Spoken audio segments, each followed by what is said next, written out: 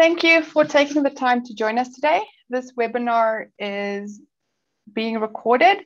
We'll share the link afterwards for you. For anybody that's joining right now, please feel free to use the question box at any time during the webinar.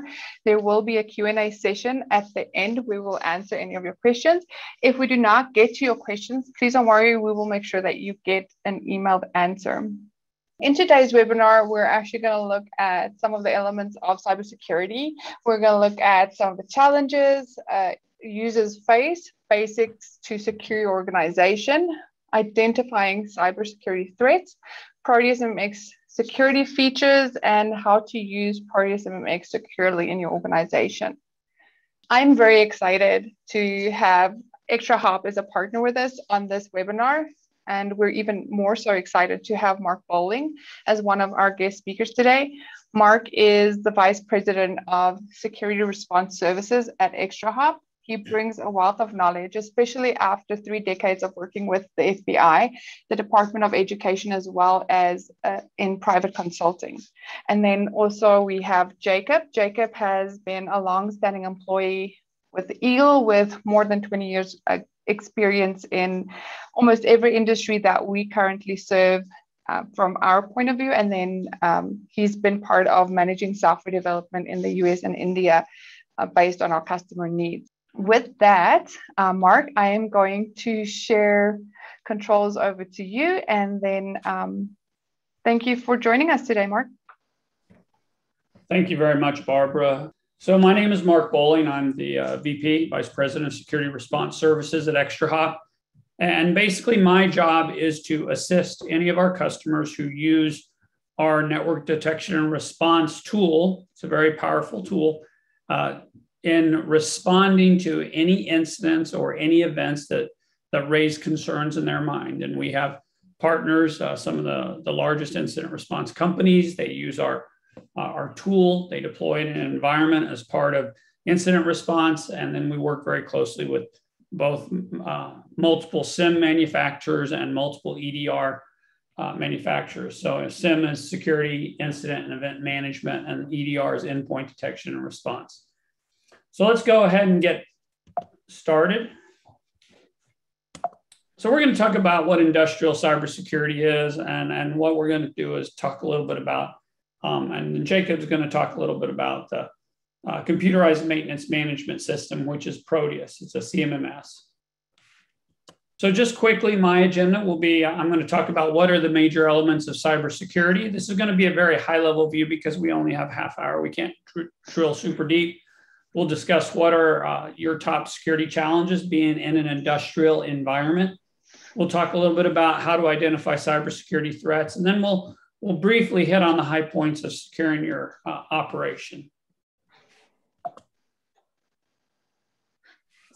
So first of all, we'll start with what are the elements of cybersecurity? What is cybersecurity? Well, cybersecurity basically, and the term cybersecurity triad is a very common term in the industry, but the elements of the triad are confidentiality, integrity, and availability. Confidentiality, very briefly, means that you're preserving authorized restrictions on information access and disclosure. You need to have restrictions on data because you have personal information such as PII, personally identifiable information. Businesses have proprietary information. And of course, some businesses maintain confidential financial information or confidential medical information about their customers. So confidentiality is what C stands for in the cybersecurity triad of CIA.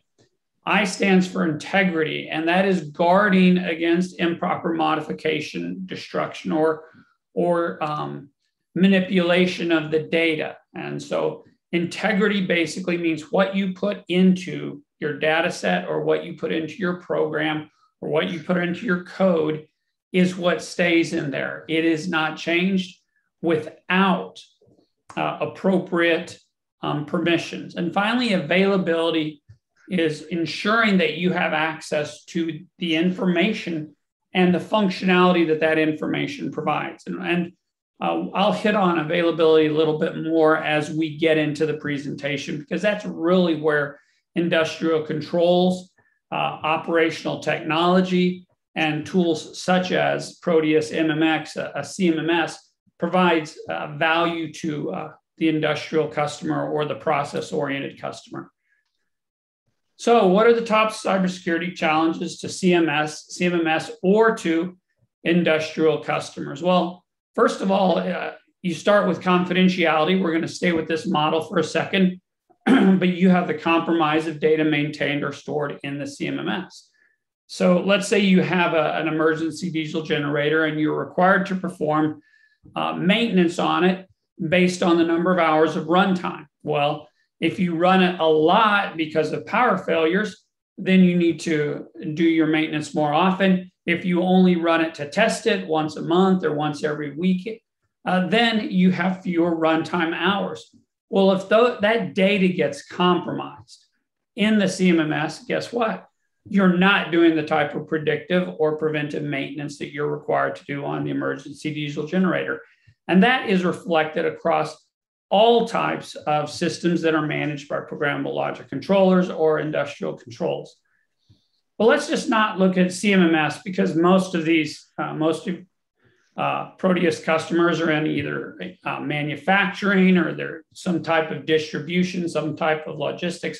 But let's talk about compromise of data stored in the operational technology systems themselves, industrial control systems.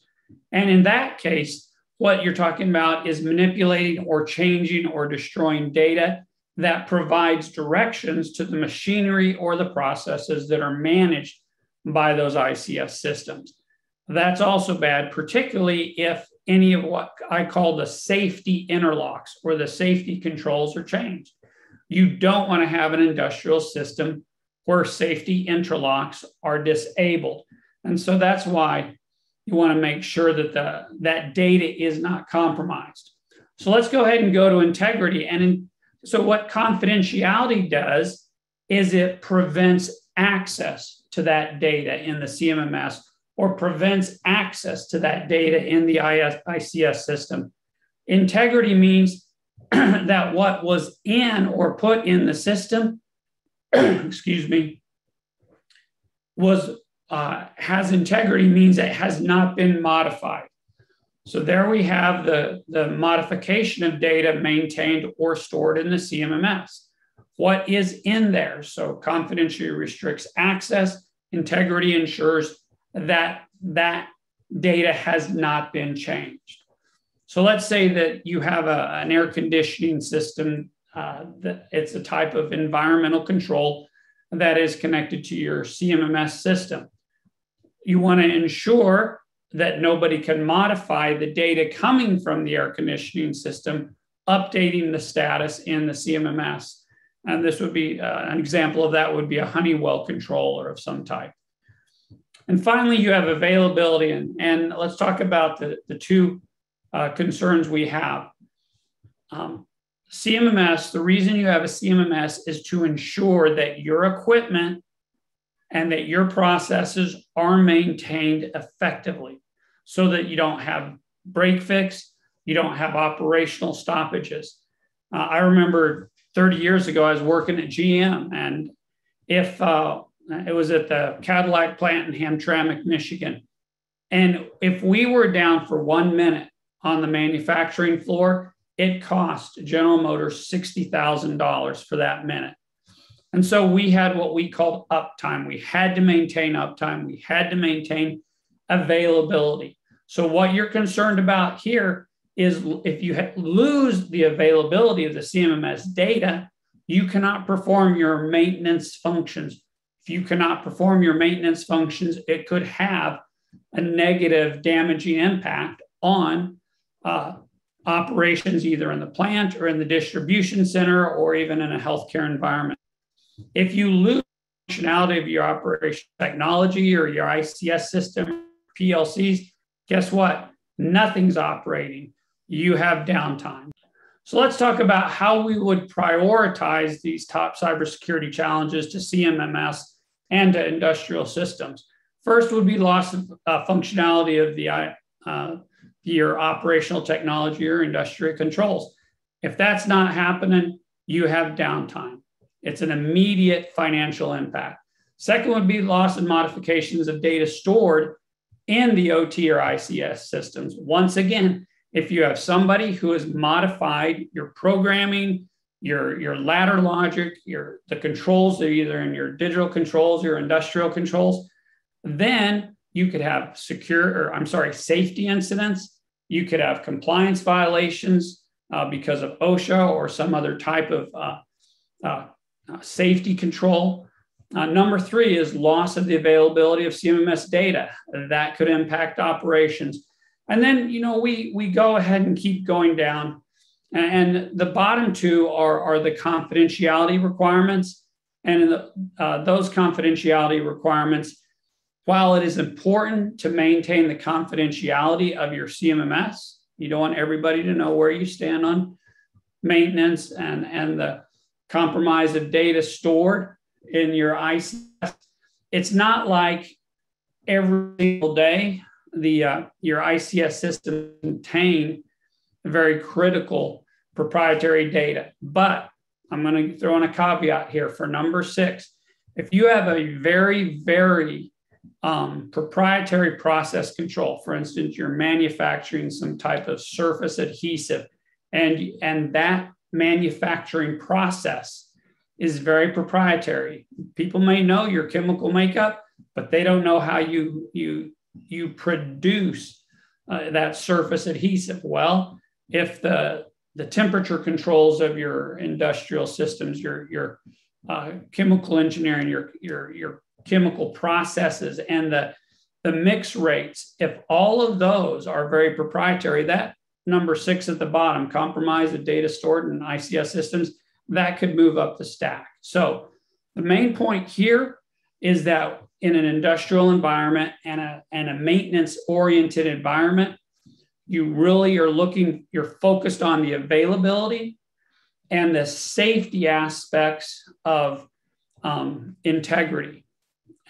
But if you have a very proprietary process environment, then there would be concerns about the compromise of data from a confidentiality perspective.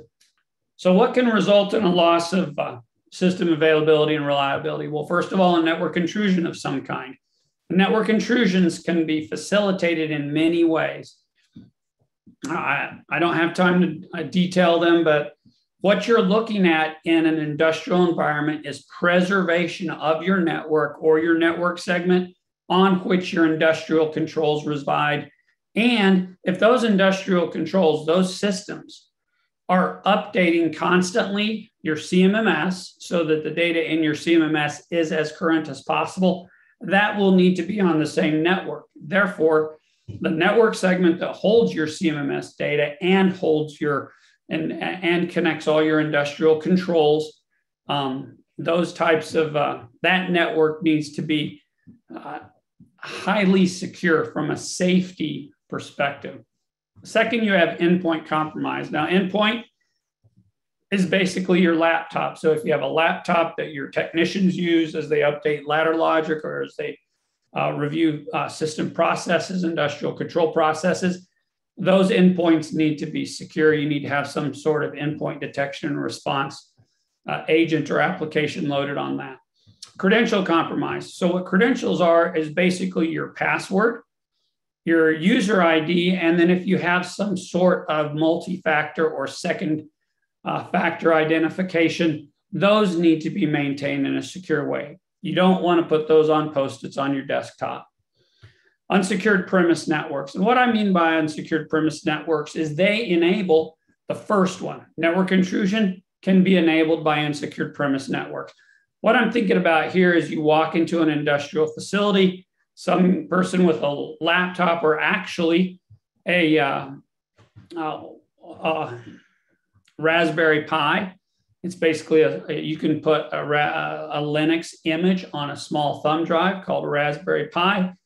And with just a simple network connector, you can connect it to a network port. If your network ports are not secure, you don't have a switched network, then guess what? Somebody can get into your network. And if you have an enterprise network that's connected directly to your what I'm going to call your operational technology network, then guess what? Somebody can easily sniff your OT network and compromise that network, capturing both your CMMS data and your industrial control information.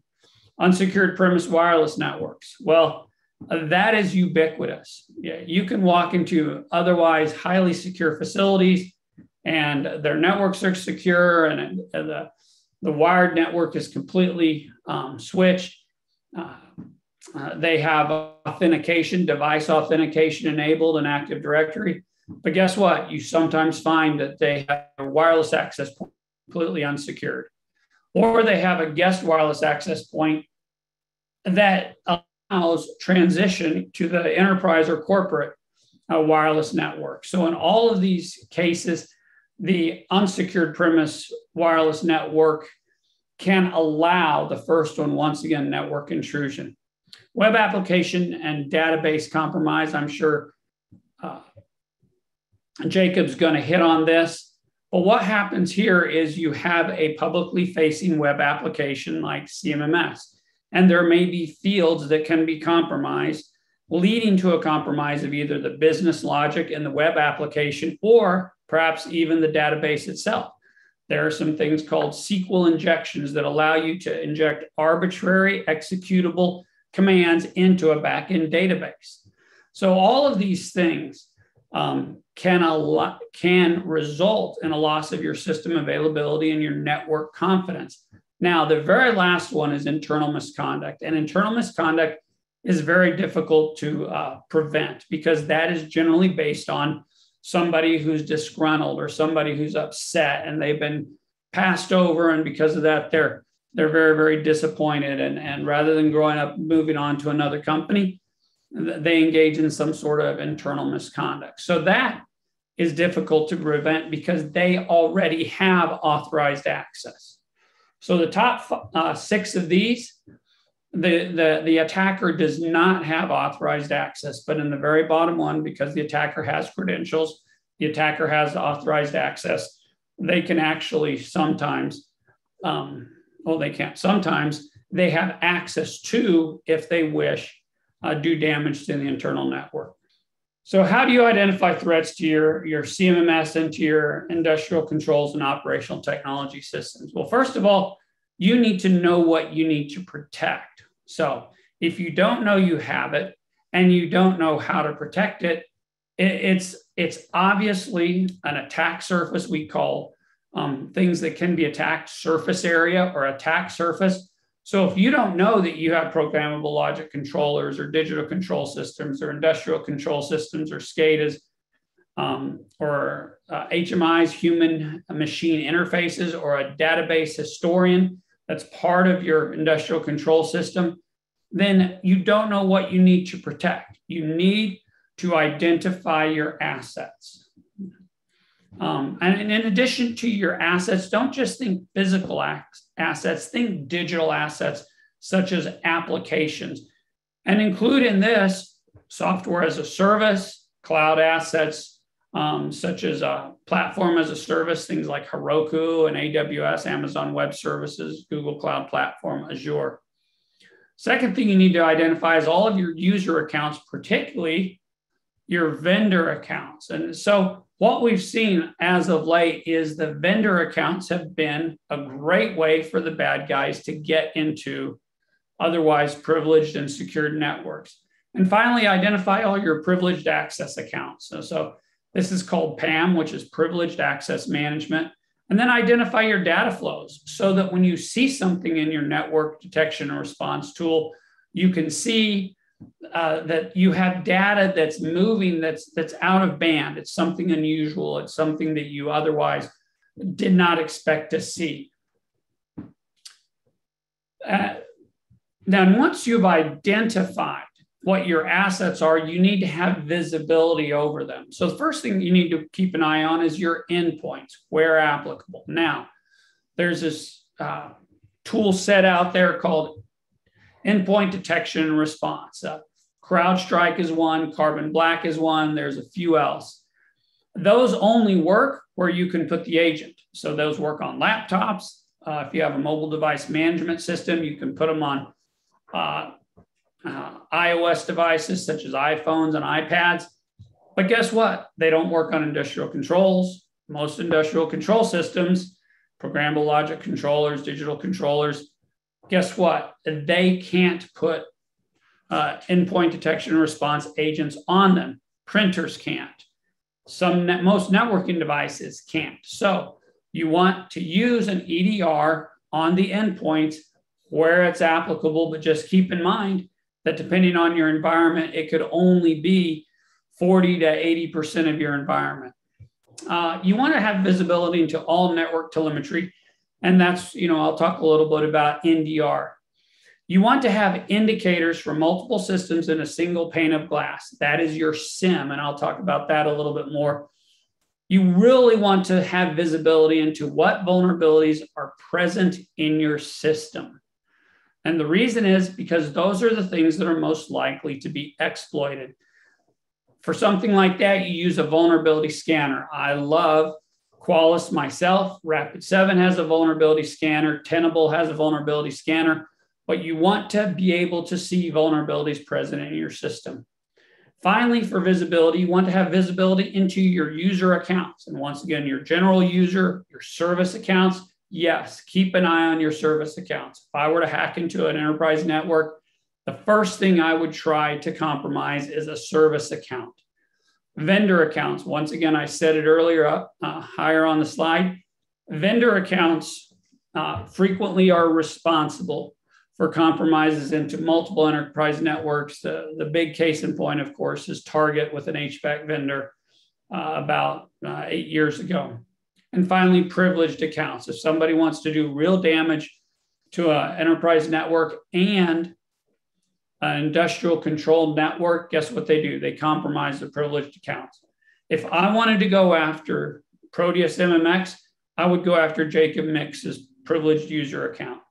And finally, unless you know what's coming, you can't identify it as a threat. So you need to identify the threats. And the best way to do that is to use some sort of threat intelligence service. And many of the vulnerability scanners and many of the tools, such as CrowdStrike EDR, they have threat intelligence integrated. Mandiant, CrowdStrike, Recorded Future, Talus, part of Cisco. Those are all threat intelligence tools. Okay, so let's talk about visibility. And I just want to hit on this. So EDR is endpoint detection and response. All right. And once again, you can use that to look at the endpoints. There's a guy named Anton Shabakin, and he calls this his visibility triad. And it's made up of EDR, NDR, network detection and response, and then SIM, system incident and event management. So a SIM would be a tool such as Splunk, Logarithm. There's a handful of tools out there. I know that CrowdStrike purchased Humio. So that is integrated now into the CrowdStrike tool. So if you want to, this is kind of the baseline. That's now what everybody's talking about for visibility. But once again, EDR, 40 to maybe 80% of your endpoints, because you can't put the agents on printers. You can't put them on programmable controllers. NDR, network detection and response, that's the most pervasive because you capture all network telemetry, okay? And then finally, SIM, system incident and event management. That's how you consolidate all of your alerts from your EDR tool, from ExtraHop NDR, from let's say file integrity monitoring, such as Varonis. And you can even push vulnerabilities from tools such as Logarithm into a SIM. And once again, I mentioned some of the SIMs out there would be Splunk, Logarithm, and Humio. All right, so how do I protect my critical industrial system? Well, first you need to determine your enterprise risk strategy. This risk strategy, that helps you identify what is most important and how much do we need to spend to fix it. So you need to do what I call an evaluation. You need to put a value on your data. You need to put a value on your downtime. You need to put a value on your reliability. need to put a value on your workplace safety. And that allows you, that enables you to say, this is how much we need to spend to ensure that our industrial control systems stay working. Number 3 is determine your best, most appropriate technical cybersecurity framework. This is where you decide, how am I going to rack and stack the controls I need to do?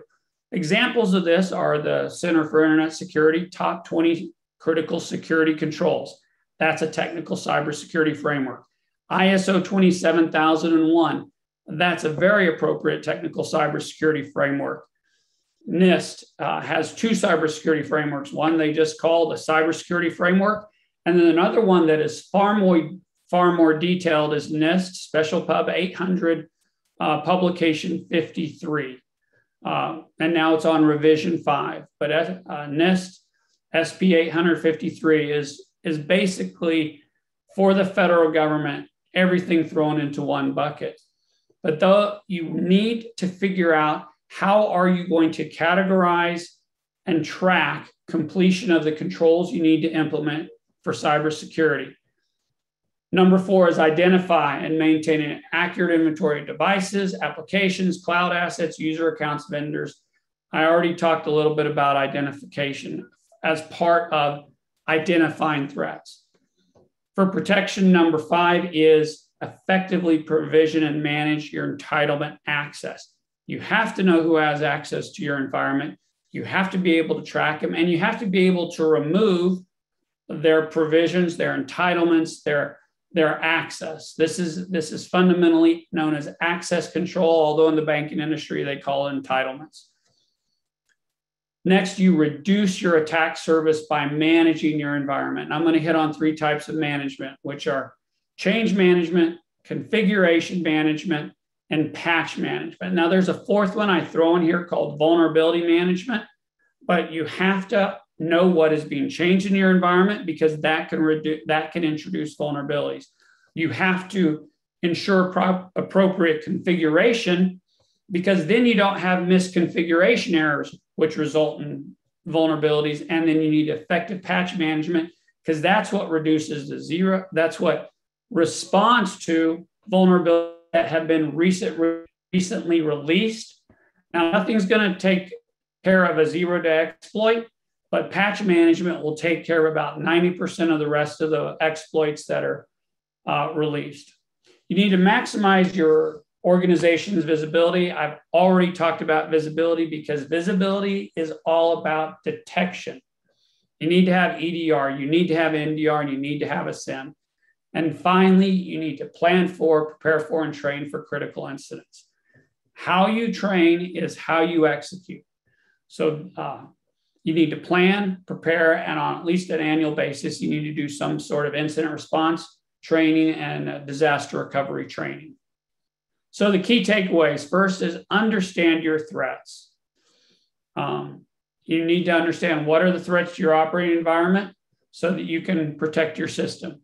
Maximize your knowledge of assets and system visibility. You need to see your system, and you need to understand your system so that you can respond quickly when you see things that are out of band. And finally, you need to protect your critical systems through identification, visibility, access control, and best management practices. And Jacob, I'm turning it over to you. Thank you, Mark. Again, this is Jacob from Eagle Technology. Just to kind of introduce myself a little bit here. I've been working with Eagle for about 20 years or so, and that's given me a lot of insight into what's been going on in the last 5 years or so in regards to this security that Mark is talking about and everything related to it. It has really become such an important factor in anybody's online world to pay attention to these things.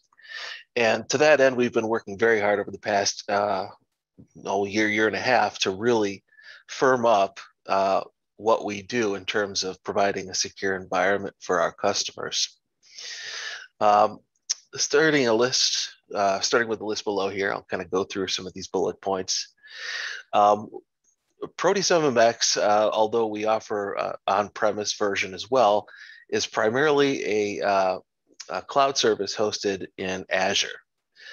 And one of the biggest benefits of that is, of course, you have somewhat of a reduced area of attack, like Mark was talking about. So we take advantage of all the native tools within Azure itself, of course, to protect our backend environment. We are SOC 2 compliant. Give you those papers if you need it, and that just means we take all the reasonable precautions that Mark was talking about. One other important aspect of your database security is encryption. The encryption that we offer is at-rest data encryption. That means that when the data is transmitted from your browser to the database, not only is it encrypted along the way, in the line, it's also then stored encrypted in place. So anytime that data is accessed by you, we would decrypt it and send it back your way. So that, again, just ensures the integrity of your data and your sensitive information within Proteus. We use an industry standard web application firewall. And what that is doing is it's constantly redirecting traffic through the firewall. So in the event that a bad actor tries to access your data, either through scripting attacks or anything like that, that gets stopped immediately at that firewall before it even passes through to Proteus MMX. So those attacks are stopped before they even get to us. Along with above, we also do regular security tests and updates. The security game is never ending, to be honest. It's something that you always have to keep track of. They're always going to find new ways to do things and new ways to try to, get in there and do whatever they do. So we have to constantly be on guard and keeping track of the new threats and new everything coming forward from these bad actors and making sure that they can't circumvent what we already have in place. We also offer single sign-on, which is a big part of that identity securing that Mark was talking about, where if somebody quits and nobody changes their password, they can get in and do damage to your data. With single sign-on, that is much more unlikely, just due to the fact that when people leave an organization, the first thing that an IT person will do is cut off their account or user access. And with that, they can't, simply log on using a username and password pair because that account is disabled.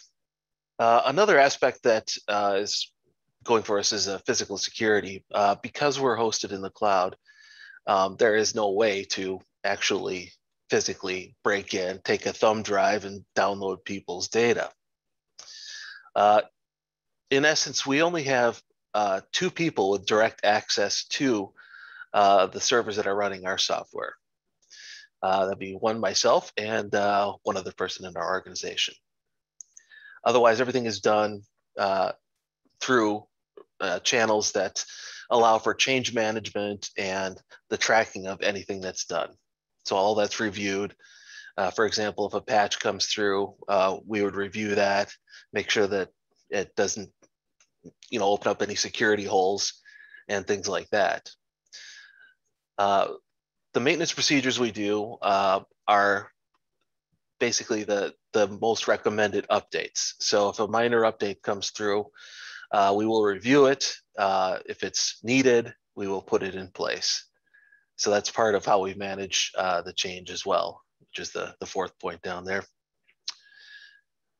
Disaster recovery, like Mark was talking about, we do that about once a year as far as testing. And it's a factor that we definitely consider. We have it to a point now where If something were to go down, or if the network was hacked, something like that, we could recover that data and have everything running again within an hour. So it's very well planned out and thought out at this point. I talked a little bit about change management before, so I'll just jump into data retention policy. The data of our customers is very important, obviously. And what we do in this regard is to maintain backups of all of our customers' data for a period of 45 days. And that is a full backup, no partial backups, everything is retained in a state on the date it was backed up. So if we do have to look back at a certain date for indications that somebody might have done something they're not supposed to, we can go back, bring that data up and see what was done to that. So just in summary, this is a small portion of the things that we're actually doing, but these are the highlights. And you can be pretty confident that we're taking care of the security business here. So I guess that'll be it for me, Barbara. Thank you, Jacob. And I think this is a good way to also have a look at how you can follow these steps and procedures to do similar actions in your company and set up similar policies too. We're going to open the floor for questions right now. If you have any questions, please put it in the chat box and you can address it to Mark or to Jacob and we can answer them for you. Mark, there's one question I'm going to hand over to you. What steps should we take for securing our database kept online resident at our office? Yeah, thank you very much, Barbara, for that question. So there's a couple things you want to do. First of all, if that database is a database that needs to be highly secure, you need to ensure that whatever workstation, whatever data server, whatever file server it is residing on is maintained in a secure environment. So if it's in a workstation, you want to ensure it's in a locked room, first of all. If it's in residing on a virtual device or a virtual instance residing on a hyperconverged, and then you need to ensure that that data center, that is the rack room, wherever it's located, that is secure first. So first of all, you want a secure physical perimeter around wherever that data is. Second of all, you want to ensure that the access controls to either that server or if there's some sort of instance such as Oracle or Microsoft SQL, if you have OpenSQL, whatever your database is running on, whatever is residing on, if it's a database app, once again, like Oracle, then you need to ensure that both the operating system that application is running on is secure. So it means you have controls of either administrative access to that server, or if it's Linux, Apache, root level access. Second thing is you want to make sure that your access controls to the server application itself are managed very, very effectively. And once again, I love multi-factor or two-factor authentication. There's a ton of multi-factor apps such as Duo that can work with most applications, most operating systems, and it's easy to use because the second factor resides on your mobile device. Third, you want to enable what I call verbose logging or comprehensive logging of your database, so that if somebody does make changes in your database, that it is logged and they know who made those changes, which user account made those changes. So, and then finally, you need to make sure that your architecture, your application architecture, if you have a front-end application, and we're talking about a three-tier app, okay, where you have the client tier, and then you have the business logic tier, and then you have the database tier. So if you have your three-tier app, you need to make sure that the middle tier, the business logic tier, doesn't allow SQL injections into your database. You need to make sure that the logic tier doesn't itself have privileges over writing the database that it shouldn't have. So you want to first of all, make sure that the database or whatever server it's running on is secure. You want to ensure that the operating system that the database application itself is running on is secure. You want to secure the database as well as you can. And finally, you want to ensure that any automated services that can make changes to the database, those have privileges or control levels that are as their access to the database is as minimal as it can and still perform the business functions that the database needs to perform for the external application. Thank you, Mark. We have another one here, and I think either of you can answer, but I think probably Mark, you can too. So how can a public service like Azure be more secure than my own internal network? Well, I'll be really honest. 12 years ago, I said, well, cloud just isn't secure. How can you trust the cloud to be secure? Well, here's the problem is the cloud providers such as Google, AWS, and Microsoft Azure, they have unbelievable resources and they have unbelievable scale. So they're able to lock down what I call the first two layers of what is known as the cloud shared security model. If you want to go to some of the most secure places in the United States, well, you have CIA headquarters, you have Fort Knox, you have the Pentagon, and then you have Google, Amazon, and Microsoft data centers. Those places are locked down. They have backup power. They have fire suppression systems. They are unbelievably secure. They have physical security controls and they have physical access controls that are out of this world. So first of all, a cloud service such as Azure, GCP, Google Cloud Platform, and AWS, Amazon Web Services are far more physically secure than any of us can afford to make it. Second of all, they're able to, because of scale, lock down their operating systems. So they're physically secure. The operating systems are also far more secure because they manage the operating systems. They ensure that they are all controlled. Now, if you want to manage your own Microsoft IIS Internet Information Server instance or your own Linux Apache, the way AWS is largely Linux Apache, then you can lock down your Linux and you can lock down your IIS. But guess what?